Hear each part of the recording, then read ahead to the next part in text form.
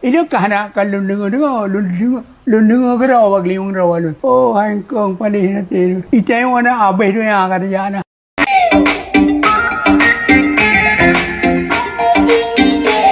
Assalamualaikum warahmatullahi wabarakatuh. Saudara Lunfi Ayi Makan, semoga saudara sehat-sehat dan baik-baik saja, serta dalam lindungan Allah Subhanahu wa Ta'ala. Pada kesempatan ini, kita melihat sebuah cuplikan video daripada Bapak Zakaria Saman, ataupun yang akrab disapa dengan Apa Karya. Beliau adalah mantan Menteri Pertahanan Gerakan Aceh Merdeka. Apa Karya kali ini menyoroti rakyat Aceh yang seakan-akan bonafit, yang seakan-akan hebat, dan yang seakan-akan berkelas apabila berbicara dengan bahasa Indonesia. Dan bahkan ada di kampung-kampung sekarang ini, anak-anaknya diwajibkan berbicara dengan bahasa Indonesia, dengan alasan katanya bahasa Aceh memang sudah bahasa kita, maka orang itu mewajibkan anak-anaknya untuk berbicara bahasa Indonesia. Seharusnya kita berbangga karena bahasa Aceh adalah bahasa bangsa daripada Aceh sendiri.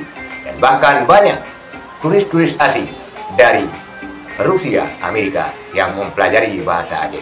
Berikut kita lihat video Apa Karya berang terhadap generasi Aceh yang sudah tidak fasih lagi berbahasa Aceh. Inilah videonya. Icai Aceh kan. Hanya bahasa Aceh kolot. Nah, paling video na mengenai saya saja. Allah glu-glu tak batenya. Ngetre dan apa. Mengenai na aja bahasa Aceh. Nya glu-glu tak batenya. Allah. Ini kahana kalau dengar ke rawa kliung rawa lu. Oh, hangkong paling nanti. Icai mana abai tu yang akan jana. Ya Allah, rangku dumno jira apa kau baca bahasa dumno jira.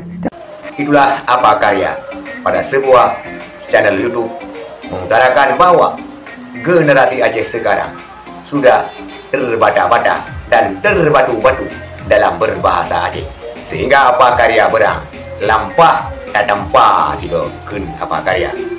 Seharusnya kata Apa Karya tidak harus berbangga dengan bahasa Aceh, bahasa daripada bangsa Aceh.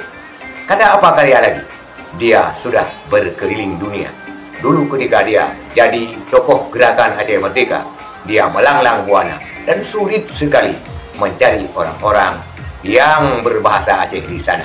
Sehingga dia merasa sedih sekarang ini ada generasi muda yang terbatu-batu dan terbata-bata dengan bahasa Aceh.